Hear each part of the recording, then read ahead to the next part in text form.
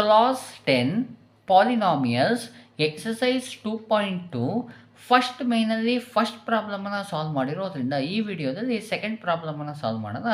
Okay, ಇಲ್ಲಿ find ಮಾಡಬೇಕಾದ್ರಿಷ್ಟೇ, ಅವರು ಕೊಟ್ಟಿರುವಂತಹ ಕ್ವಾಡ್ರಾಟಿಕ್ ಪಾಲಿನಾಮಿಯಲ್ನ ಝೀರೋಸ್ಗಳನ್ನು ಫೈಂಡ್ ಮಾಡಬೇಕು. ನೆಕ್ಸ್ಟು ಝೀರೋಸ್ ಮತ್ತು ಕೋಎಫಿಷಿಯೆಂಟ್ಗಳ ನಡುವೆ ಇರೋ ರಿಲೇಷನ್ಶಿಪ್ಪನ್ನು ಏನು ಮಾಡಬೇಕಾಗಿದೆ, ವೆರಿಫೈ ಮಾಡಬೇಕಾಗಿದೆ. ಓಕೆ, ಫಸ್ಟಿಗೆ ಏನು ಮಾಡೋಣ, ಲೆಟ್ ಏನು ಕೊಟ್ಟಿದ್ದಾರೆ ಅದನ್ನು ಬರ್ಬಿಡೋಣ. 4s².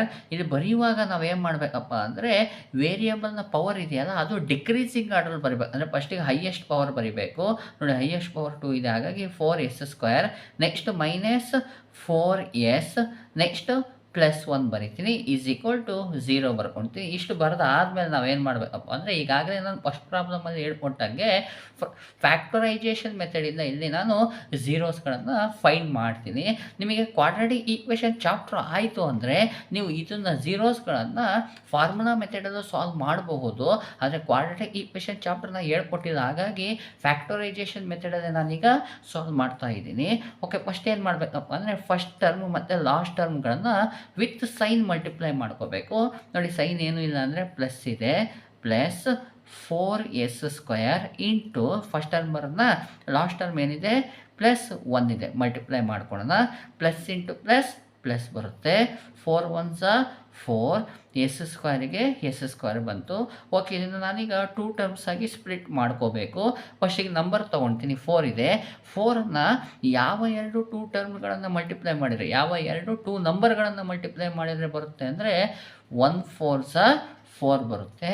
ನೆಕ್ಸ್ಟು 2 2s 4 ಬರುತ್ತೆ. ನೆಕ್ಸ್ಟ್ ಇನ್ಯಾವುದೂ ಸಿಗೋದಿಲ್ಲ ನನಗೆ, 2 ಪೇರ್ ಸಿಗುತ್ತೆ. ಮೊದಲನೇ ಪೇರು 1 and 4, ಸೆಕೆಂಡ್ ಪೇರು 2 and 2 ಆಗಿರುತ್ತೆ. ಓಕೆ, ಸಿಕ್ಕೋಯ್ತು. ನೆಕ್ಸ್ಟ್ ಸೈನ್ ಬರೆಯೋಣ. ಈಗಾಗಲೇ ಹೇಳ್ಕೊಟ್ಟಿನಿ, ಮಿಡಲ್ ಟರ್ಮಿನ ಸೈನ್ ಏನಿದೆ ಗೊತ್ತಾಗ್ತಿದೆಯಾ? ಮಿಡಲ್ ಟರ್ಮಿನ ಸೈನ್ ಏನಿದೆ ಅದು ಇವೆರಡರಲ್ಲಿ ಬಿಗ್ಗರ್ ನಂಬರ್ನ ಸೈನ್ ಆಗಿರುತ್ತೆ. ಓಕೆ, ಮಿಡಲ್ ಟರ್ಮಿನ ಸೈನ್ ಮೈನಸ್ ಇದೆ. 1 ಮತ್ತು 4ಅಲ್ಲಿ 4 ದೊಡ್ಡದಲ್ವಾ, 4ಗೆ ಮೈನಸ್ ಬರುತ್ತೆ. ನೋಡಿ, ಇಲ್ಲಿ ನೋಡಿ, ಇಲ್ಲೂ 2 ಇದೆ, ಇಲ್ಲೂ 2 ಇದೆ. ಇವೆರಡರಲ್ಲಿ ಯಾವುದು ಬಿಗ್ಗರ್ ಅಂದರೆ ಯಾವುದು ಬಿಗ್ಗರ್ ಅಲ್ಲ, ಎರಡು ಈಕ್ವಲ್ ಆಗಿದೆ. ಹಾಗಾಗಿ ಯಾವುದಕ್ಕಾದ್ರೂ ಒಂದು ಕೊಟ್ಟರು ನಡೆಯುತ್ತೆ, ಮೈನಸ್ ಕೊಟ್ಟೆ. ಈ ನೆಕ್ಸ್ಟ್ ನೋಡಿ, ಇಲ್ಲಿ ಮೈನಸ್ ಇದೆ, 1ಗೆ ಯಾವ ಸೈನ್ ಕೊಡಬೇಕು ಅಂತ ನಾವು ಡಿಸೈಡ್ ಮಾಡಬೇಕು. ಮೈನಸ್ಸಿಗೆ ಯಾವ ಸೈನನ್ನು ಮಲ್ಟಿಪ್ಲೈ ಮಾಡಿದರೆ ಪ್ಲಸ್ ಬರುತ್ತೆ, ಮೈನಸ್ಸಿಗೆ ಮೈನಸನ್ನು ಮಲ್ಟಿಪ್ಲೈ ಮಾಡಿದರೆ ಪ್ಲಸ್ ಬರುತ್ತೆ. ನೆಕ್ಸ್ಟ್ ನೋಡಿ, ಮೈನಸ್ಸಿಗೆ ಮೈನಸ್ ಮಲ್ಟಿಪ್ಲೈ ಮಾಡಿದರೆ ಪ್ಲಸ್ ಬರುತ್ತೆ. ಓಕೆ, s² ಇದೆ ಅಲ್ವಾ, s² ಅಂದರೆ 2s ಇರುತ್ತೆ. ಇದಕ್ಕೊಂದು ಎಸ್, ಇದಕ್ಕೊಂದು ಎಸ್ ಅನ್ನು ನಾವು ಕೊಡ್ಕೋಬೋದು. ಅದಕ್ಕಿಂತ ಮುಂಚೆ ಈ 2 ಪೇರಲ್ಲಿ ಯಾವ ಪೇರು ನಮಗೆ ರೈಟ್ ಆನ್ಸರ್ ಅಂತ ನಾವು ಚೂಸ್ ಮಾಡಬೇಕಾಗುತ್ತೆ. ಅದಕ್ಕೆ ಸಿಂಪ್ಲಿಫೈ ಮಾಡಬೇಕು. ನೋಡಿ, ಇಲ್ಲೂ ಮೈನಸ್ ಇದೆ, ಇಲ್ಲೂ ಮೈನಸ್ ಇದೆ ಅಲ್ವಾ, ಮೈನಸ್ ಮೈನಸ್ ಇತ್ತಪ್ಪ ಅಂದರೆ ಅಡಿಷನ್ನು. 1ಗೆ 4ಅನ್ನು ಆ್ಯಡ್ ಮಾಡಿದರೆ ಎಷ್ಟು ಬರುತ್ತೆ, 5 ಬರುತ್ತೆ. ಮಿಡಲ್ ಟರ್ಮ್ ಏನಿದೆ 4 ಇದೆ, ಹಾಗಾಗಿ ಮೊದಲ ಫ್ಯಾಕ್ಟರ್ಸ್ಗಳು ಏನಾಗಿದೆ, ರಾಂಗ್ ಆಯಿತು. ಓಕೆ, ನೆಕ್ಸ್ಟ್ ಬರ್ತೀನಿ, ಮೈನಸ್ಸು ಮೈನಸ್ಸು ಅಡಿಷನ್ನು, 2ಗೆ 2 ಆ್ಯಡ್ ಆದರೆ 4 ಬರುತ್ತೆ. ಹಾಗಾದರೆ ನಮ್ಮದು ಸೆಕೆಂಡ್ ಪೇರ್ ಇದೆಯಲ್ಲ, ಇದು ರೈಟ್ ಆಗಿದೆ. ಇದನ್ನು ನಾನು ಚಾಯ್ಸ್ ಮಾಡ್ಕೊಳ್ತೀನಿ. ಈಗ s² ಇದೆಯಲ್ಲ, ಇದು ಒಂದು ಎಸ್, ಇದು ಒಂದು ಎಸ್ ಅಂತ ಕೊಡ್ತೀನಿ. ಈಗ ಏನು ಮಾಡಬೇಕು, ಈ ಮಿಡಲ್ ಟರ್ಮಿನ ಬದಲಿಗೆ ಅಥವಾ ಈ ಮಿಡಲ್ ಟರ್ಮನ್ನು ರೀಪ್ಲೇಸ್ ಮಾಡಿ ಈ 2 ಟರ್ಮ್ಗಳನ್ನು ಈ ಜಾಗದಲ್ಲಿ ಬರಿಬೇಕಾಗತ್ತೆ. ನೋಡಿ, ಫಸ್ಟ್ ಟರ್ಮನ್ನು ಹಾಗೆ ಬರ್ಕೊಳ್ತೀನಿ, ಪ್ಲಸ್ 4s². ಈ -4s ಬದಲಿಗೆ ಇವೆರಡನ್ನು ಬರಿಬೇಕು ವಿತ್ ಸೈನು.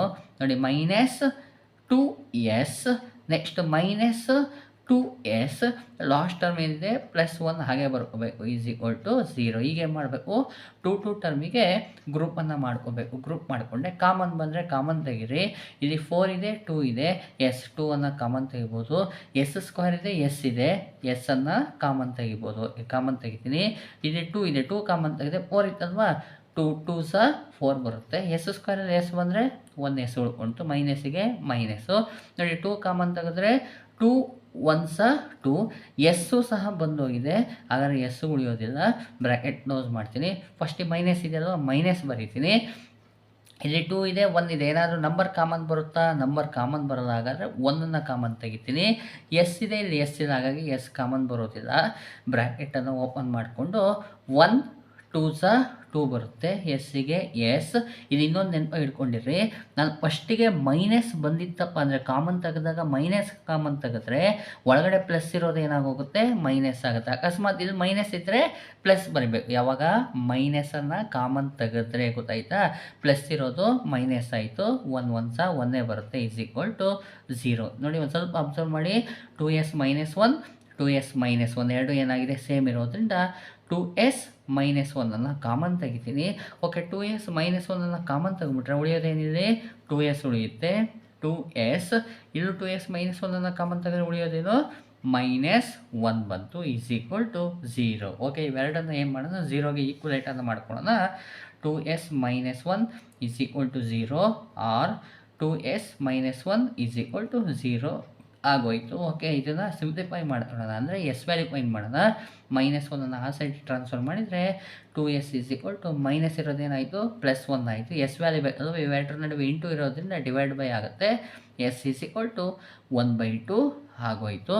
ನೆಕ್ಸ್ಟ್ ಇದು ಬಂದರೆ -1 ಆ ಸೈಡಿಗೆ ಕಳಿಸಿದರೆ 2s ಈಸ್ ಈಕ್ವಲ್ ಟು -1 ಆ ಸೈಡ್ ಹೋದರೆ +1 ಆಯಿತು. 2 ಆ ಸೈಡಿಗೆ ಕಳಿಸಿದರೆ ಎಸ್ ಈಸ್ ಈಕ್ವಲ್ ಟು 1/2 ಆಗೋಯಿತು. ಹಾಗಾದರೆ ನಮಗೆ ಝೀರೋಸ್ ಏನು ಬರುತ್ತೆ, ಈ ಕ್ವಾಡ್ರಾಟಿಕ್ ಪಾಲಿನಾಮಿಯಲ್ನ ಝೀರೋಸ್ 1/2 ಆ್ಯಂಡ್ 1/2 ಬರುತ್ತೆ. ಎರಡು ಸೇಮ್ ಬಂದಿದೆ, ಸೇಮ್ ಬರ್ಬೋದು. ಹಾಗಾಗಿ ನಾನೇನು ಮಾಡ್ತೀನಿ, ಆಲ್ಫಾ ವ್ಯಾಲ್ಯೂ 1/2 ಅಂತ ಬರ್ಕೊಳ್ತೀನಿ, ಬೀಟಾ ವ್ಯಾಲ್ಯೂ 1/2 ಅಂತ ಬರ್ಕೊಳ್ತೀನಿ. Alpha and beta are the zeros of the quadratic polynomial ಅಂತ ನಾನು ತಗೊಂಡಿನಿ. ಓಕೆ, ಈಗ ಏನು ಮಾಡೋಣ, ಕೋಎಫಿಷಿಯೆಂಟ್ಗಳನ್ನು ಕಂಡುಹಿಡ್ಕೊಳ್ಳೋಣ. Okay, polynomial ಬರ್ಕೊಳ್ತೀನಿ. 4s² - 4s + 1 ಇದೆ. ಇದು ಯಾವ ಫಾರ್ಮಲ್ ಇದೆ ಅಂದರೆ ax² + bx + c ಫಾರ್ಮಲ್ ಇದೆ. ವೇರಿಯಬಲ್ ಇಲ್ಲಿ ಎಕ್ಸ್ ಇದೆ, ಇಲ್ಲಿ ಎಸ್ ಇದೆ ಅಷ್ಟೇ, ಏನು ಚೇಂಜಸ್ ಏನಿಲ್ಲ. ಸ್ಟ್ಯಾಂಡರ್ಡ್ ಫಾರ್ಮಲ್ ಬರ್ಕೊಂಡಿನಿ. ಈಗ ಇವೆರಡನ್ನು ಕಂಪೇರ್ ಮಾಡಿ ಎ ವ್ಯಾಲ್ಯೂ, ಬಿ ವ್ಯಾಲ್ಯೂ ಮತ್ತು ಸಿ ವ್ಯಾಲ್ಯೂಗಳನ್ನು ಬರಿತಾ ಹೋಗೋಣ. ನೋಡಿ, ಎ ಪ್ಲಸಲ್ಲಿ ಏನಿದೆ, ಎ ಪ್ಲಸಲ್ಲಿ +4 ಇದೆ, ಬರ್ಕೊಳ್ತೀನಿ. ಬಿ ಪ್ಲಸಲ್ಲಿ ಏನಿದೆ, -4 ಇದೆ. ಸಿ ಪ್ಲಸಲ್ಲಿ ಏನಿದೆ, +1 ಇದೆ. ಓಕೆ, ನಮಗೆ ಝೀರೋಸ್ಗಳು ಗೊತ್ತಾಯಿತು ಮತ್ತು ಕೋಎಫಿಷಿಯೆಂಟ್ಗಳು ಗೊತ್ತಾಯಿತು. ಹಾಗಾದ್ರೆ ಈಗ ಏನು ಮಾಡೋಣ, relation between the zeros and ಕೋಎಫಿಷಿಯೆಂಟ್ಗಳನ್ನು ವೆರಿಫೈ ಮಾಡೋಣ. The relationship between the zeros and the coefficients are ಎರಡು ರಿಲೇಷನ್ಗಳು ಇದೆ. ಮೊದಲನೇದು alpha plus beta is equal to -b/a. Second relation alpha into beta is equal to c/a. Okay, ಇವೆರಡುಗಳನ್ನ ಸಪ್ರೇಟಾಗಿ ಏನು ಮಾಡೋಣ, ವೆರಿಫೈ ಮಾಡ್ತಾ ಹೋಗ್ಬಿಡೋಣ. LHS ಅನ್ನು ತೊಗೊಳ್ತೀನಿ. LHS is equal to alpha plus beta. Alpha value ಎಷ್ಟಿದೆ, 1/2 ಇದೆ. ಪ್ಲಸ್ಸಿಗೆ ಪ್ಲಸ್ ಬರೀತೀನಿ. ಬೀಟಾ ವ್ಯಾಲ್ಯೂ ಏನಿದೆ, 1/2 ಇದೆ. ಓಕೆ, ಇದು ನಾವು ಎರಡು ಫ್ರ್ಯಾಕ್ಷನ್ ಬಂದಿದೆ, ಇದನ್ನು ಸಾಲ್ವ್ ಮಾಡಬೇಕಾಗಿದೆ ಅಲ್ವಾ. ಓಕೆ, ಡಿನಾಮಿನೇಟರ್ನ ನೋಡಿದರೆ ಎರಡೂ ಸೇಮ್ ಇದೆ. ಎರಡೂ ಸೇಮ್ ಇತ್ತಪ್ಪ ಅಂದರೆ ನಾನು ಡೈರೆಕ್ಟಾಗಿ ಸಾಲ್ವ್ ಮಾಡ್ಬೋದು, /2. ನ್ಯೂಮರೇಟರ್ ಏನಿದೆ, 1 ಪ್ಲಸ್ ಇದೆ, +1 ಇದೆ. ಗೊತ್ತಾಗ್ತಾ ಇದೆಯಲ್ವಾ. ಡಿನಾಮಿನೇಟರಲ್ಲಿ ಸೇಮ್ ಬಂತು ಅಂದರೆ ನಾವು ಡೈರೆಕ್ಟಾಗಿ ಏನಿದೆ ಡಿನಾಮಿನೇಟರ್ ಬರ್ಕೊಂಡು ನ್ಯೂಮರೇಟರ್ ಇರೋದನ್ನ ಪ್ಲಸ್ ಇದ್ದರೆ ಪ್ಲಸ್ಸು, ಮೈನಸ್ ಇದ್ದರೆ ಮೈನಸನ್ನು ಮಾಡ್ಬೋದು. 1 + 1 ಅಂದರೆ 2/2 ಆಯಿತು. 2 1 ಡಿವೈಡ್ ಆಯಿತು. ಎಷ್ಟು ಬಂತು, 1 ಬಂತಲ್ವಾ. ಇದನ್ನು 1 ಅಂತ ತೊಗೊಳ್ತೀನಿ, ಅಂದರೆ LHS ಅನ್ನು 1 ಅಂತ ತೊಗೊಂಡೆ. ಎಸ್, ಈಗ ಏನು ಮಾಡೋಣ, RHS ಅನ್ನು ತೊಗೊಳ್ತೀನಿ. RHS is equal to -b/a ಇದೆ, ಈಸ್ ಈಕ್ವಲ್ ಟು ಮೈನಸ್ಸಿಗೆ ಮೈನಸ್ ಬರಿತೀನಿ. ಬಿ ವ್ಯಾಲ್ಯೂ ಎಷ್ಟಿದೆ ನೋಡಿ, ಬಿ ವ್ಯಾಲ್ಯೂ -4 ಇದೆ. ಬ್ರ್ಯಾಕೆಟನ್ನು ಹಾಕ್ಕೊಂಡು -4 ಬರಿತೀನಿ, ಡಿವೈಡ್ ಬೈ ಎ ವ್ಯಾಲ್ಯೂ ಎಷ್ಟಿದೆ, ಎ ವ್ಯಾಲ್ಯೂ +4 ಇದೆ, +4 ಬರ್ಕೊಳ್ತೀನಿ. ಓಕೆ, ಸಿಂಪ್ಲಿಫೈ ಮಾಡೋಣ. ಮೈನಸ್ ಇಂಟು ಮೈನಸ್ ಪ್ಲಸ್ ಆಯಿತು, 4/4 ಆಯಿತು. ನೋಡಿ, ಡಿವೈಡ್ ಮಾಡಿದರೆ 4 1 4 1 ಈಸ್ ಈಕ್ವಲ್ ಟು 1 ಬಂತು. ಇದನ್ನು ನಾನು 2 ಅಂತ ತೊಗೊಳ್ತೀನಿ. ಈಗ ಏನು ಮಾಡೋಣ, 1 and 2 ಅನ್ನು ಕಂಪೇರ್ ಮಾಡೋಣ. ಫ್ರಮ್ 1 and 2, 1 ಮತ್ತು 2 ಅನ್ನು ಕಂಪೇರ್ ಮಾಡಿದರೆ 1 ಆನ್ಸರ್ 1 ಬಂದಿದೆ, 2ಅಲ್ಲೂ 1 ಬಂದಿದೆ. ಹಾಗಾಗಿ LHS is equal to RHS ಆಗಿದೆ. ಅಂದರೆ alpha plus beta is equal to -b/a ಅನ್ನೋದು ವೆರಿಫೈ ಆಗಿದೆ. ಓಕೆ, ಸೆಕೆಂಡಿಗೆ ಬಂದರೆ LHS is equal to alpha into beta. Alpha value ಎಷ್ಟಿದೆ, 1/2 ಇದೆ. 1/2 ಇಂಟು ಬೀಟಾ ವ್ಯಾಲ್ಯೂ 1/2 ಇದೆ. ಓಕೆ, ನೋಡಿ, ಮಲ್ಟಿಪ್ಲೈ ಮಾಡಿದರೆ 1 1 1 ನ್ಯೂಮರೇಟ್ರಿಗೆ ಡಿನಾಮಿನೇಟ್ರಿಗೆ ಮಲ್ಟಿಪ್ಲೈ ಮಾಡಿ 2 2 4 ಬಂತು. ಇದನ್ನು 1 ಅಂತ ತೊಗೊಳ್ತೀನಿ. ನೆಕ್ಸ್ಟ್ ಆರ್ ಎಚ್ ಎಸ್ ಅಂತ ತೊಗೊಳೋಣ.